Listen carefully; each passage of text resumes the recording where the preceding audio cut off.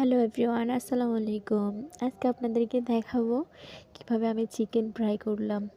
চিকেনটা হচ্ছে আজকে সোনালি অর্থাৎ সোনালি মুরগি রান্না করব। সেই জন্য আমি এখানে পেঁয়াজ কুচিগুলোকে তেজপাতা, এলাচ, দারুচিনি আর কাঁচামরিচ দিয়ে ভেজে নিলাম। এরপর দিয়ে দিলাম পরিমাণ মতো আদা রসুন বাটা। ওগুলো দিয়ে খুব ভালো করে আমি এগুলোকে মিক্স করে ভেজে নেব, যাতে করে ভাজা হয়ে গেলে উপরে তেলটা উঠে আসবে। এরপর তেও দিয়ে দিচ্ছি আমি লবণ, পরিমাণ মতো দিয়ে দিচ্ছি লবণ, তারপরে দিয়ে দিচ্ছি মরিচ, এরপরে দিয়ে দিচ্ছি আমি হলুদ গুঁড়ো।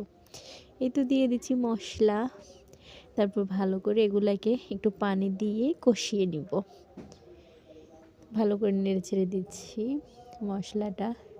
মশলাটা যত ভালো করে কষানো হবে মাংসের টেস্টও তত বেশি ভালো আসবে। আমি এখানে মাংসগুলোকে আগে অনেক ভালো করে ভেজে রেখেছিলাম, সেটা তো ভিডিওতেই দেখতে পারতেছেন কিভাবে আমি মাংসটাকে ভেজে রেখেছি। এতে আমার মশলাটা ভালো করে কষানো হয়ে গেছে। এখন আমি মাংসটা দিয়ে দিব। মাংসের সাথে মশলাটা আবারও ভালো করে কষানো হবে। মাংসগুলোকে আমি ভালো করে নেড়ে ছেড়ে দিচ্ছিলাম। আমার কাছে কোনো রকম ভাজা বোনা ফ্রাই প্যানে করতেই ভালো লাগে। যে কোনো কিছুতেই আপনারা করতে পারেন, আমার কাছে ভালো লাগে ফ্রাই প্যানে করতে। এই তো ভাজাটা করে নিচ্ছি। অনেকটাই কষানো হয়ে গেছে। এ পর্যায়ে আমি আরও একটু পানি দিয়ে দিব।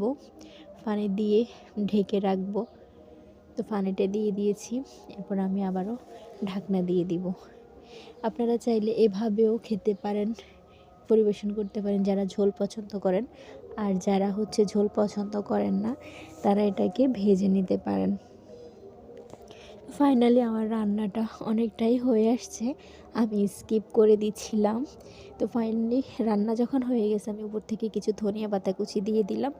শেষ হলো আমার রান্নাটা।